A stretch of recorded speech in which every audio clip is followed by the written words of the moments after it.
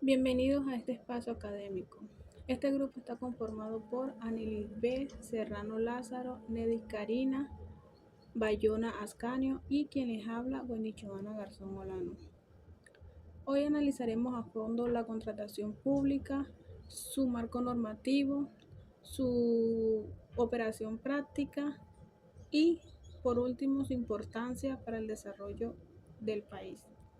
Nuestro recorrido abordará el papel esencial de SETCO 2, el régimen de validez y nulidad contractual, los conceptos técnicos fundamentales, incluyendo también un caso real consultado en la plataforma.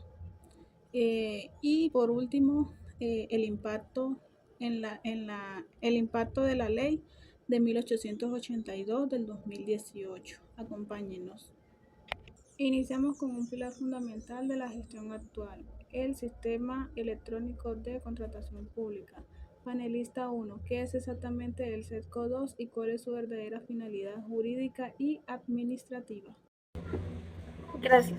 Desde una perspectiva jurídica y técnica, el SECOP-2 se define como la plataforma tecnológica oficial administrada por Colombia con Preficiente, que constituye el único medio válido para gestionar la totalidad de los procesos de contratación públicas en Colombia. No se trata simplemente de un sitio web informativo, sino de un espacio de producción jurídica reconocido por la ley como el entorno obligatorio donde nace, se desarrollan y terminan las relaciones contractuales entre el Estado y los particulares. Su implementación responde a principios constitucionales esenciales. Sirve y es fundamental porque materializa la transparencia absoluta. Toda la información es pública, accesible y verificable. Garantiza la igualdad de condiciones, permitiendo que cualquier proponente, sin importar su ubicación geográfica, pueda participar. Además, otorga eficacia legal a los documentos electrónicos. Simplifica trámites, reduce costos, facilita el control fiscal y ciudadano.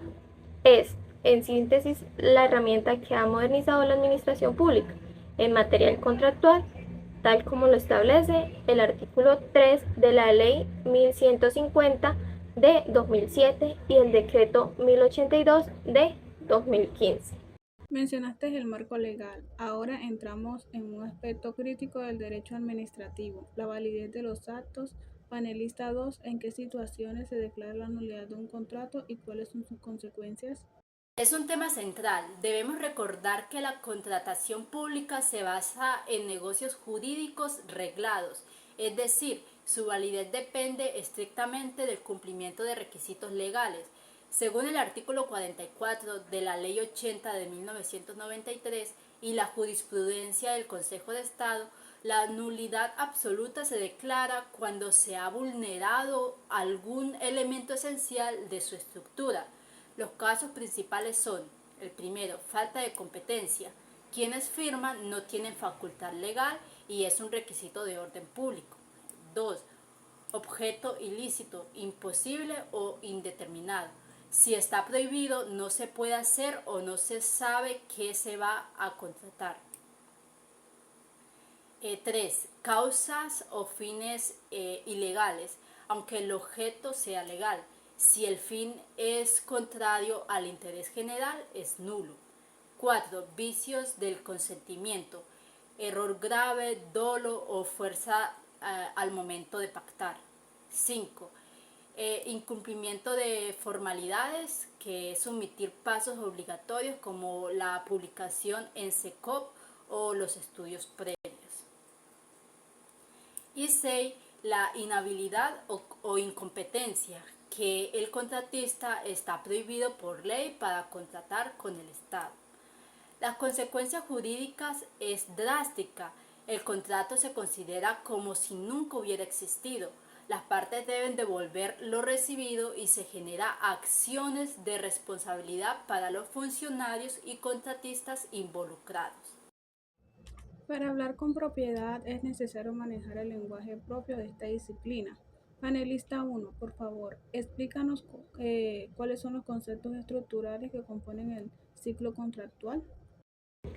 Con gusto. Para el análisis riguroso, estos son los conceptos claves. proponente, sujeto legitimado, natural o jurídico que presenta formalmente una oferta y manifiesta su voluntad de contratar. Oferta. Acto jurídico unilateral donde se presentan las condiciones técnicas, económicas y jurídicas. Es vinculante y base para la selección. Etapa decisoria y objetiva donde se verifica el cumplimiento y se elige la propuesta más favorable al interés general. Pliego de condiciones. Documento rector y vinculante, considerado la ley del proceso que contiene todas las reglas y especificaciones. Contratista. Sujeto que, tras la adjudicación y firma, asume la obligación principal ejecutar el objeto con calidad e idoneidad. Ejecución. Fase dinámica de cumplimiento material, desarrollo de actividades y supervisión técnica y administrativa. Liquidación. Acto final y obligatorio donde se revisa todo lo ejecutado, se ajustan cuentas y se declara extinguido el vínculo jurídico. Precisamente sobre ese proceso de selección es sobre lo que versa nuestro análisis principal. Nos enfocaremos en la selección abreviada. Por favor, panelista 2, ¿cuál es su definición, naturaleza y cuáles son sus fases obligatorias? La selección abreviada, regulada en el artículo 24 de la Ley 80 de 1993 y modificada por el artículo 5 de la Ley 1882 del 2002, es una modalidad de selección objetiva destinada a bienes, obras o servicios de carácter uniformes, estandarizados o de común utilización, así como para contratos de menor y mayor cuantía según los topes vigentes. Su naturaleza responde al principio de proporcionalidad. Es un procedimiento simplificado y más ágil que la licitación pública, diseñado para reducir cargas administrativas y sin renunciar a la transparencia ni a la competencia. Todo proceso bajo esta modalidad atraviesa 3 etapas ineludibles. La primera es la etapa precontractual, es la más importante, la de la planeación. Comprende la necesidad de estudios previos, análisis del sector, pliegos, resoluciones de apertura, publicación en el SECOP y evaluación. Es donde se garantiza la igualdad. La segunda etapa es la etapa contractual.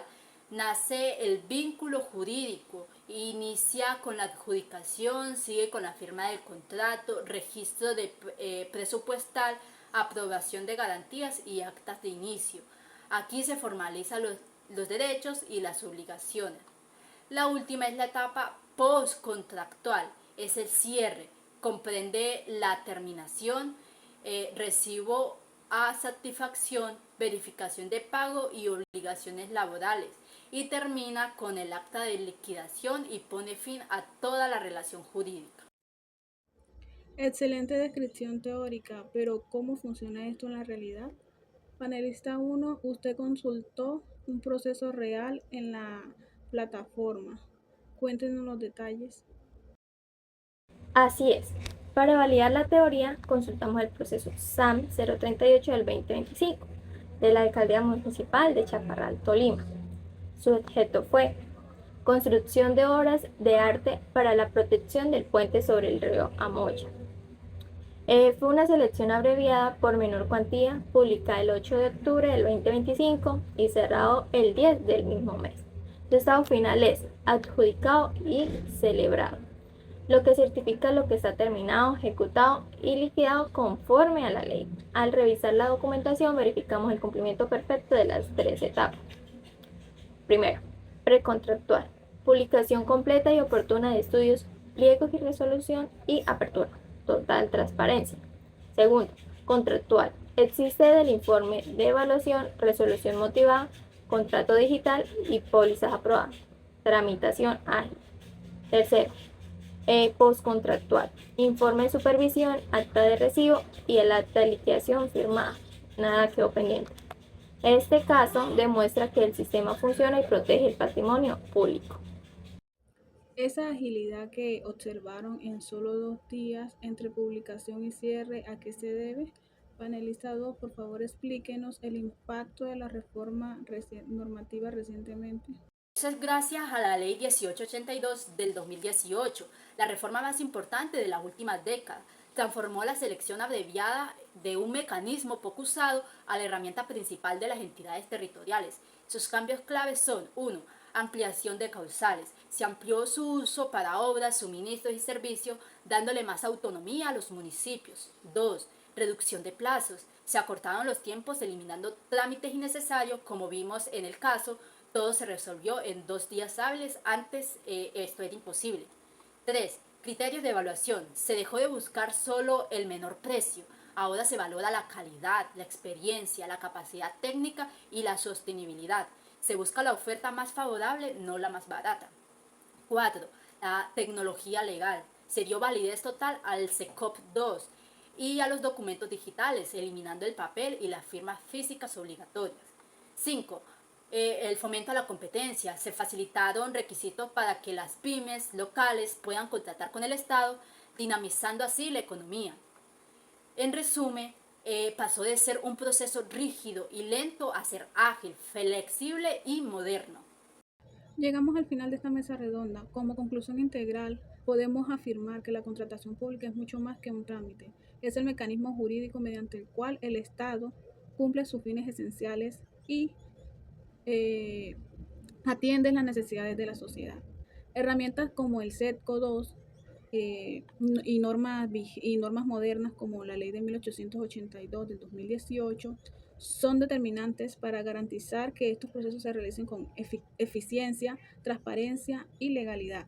Profundizar en modalidades como la selección abreviada nos permite entender cómo se gestiona la inversión pública a nivel territorial y cómo se equilibran controles administrativos con agilidad operativa. Todo lo puesto aquí fue fundamentada en la Constitución Política, la Ley 80 de 1993, la normativa vigente, la evidencia práctica aquí consultada en la plataforma oficial. Esperamos que este análisis le haya sido de gran utilidad para comprender la importancia estratégica de la contratación pública. Muchas gracias por su atención. Hasta una próxima oportunidad.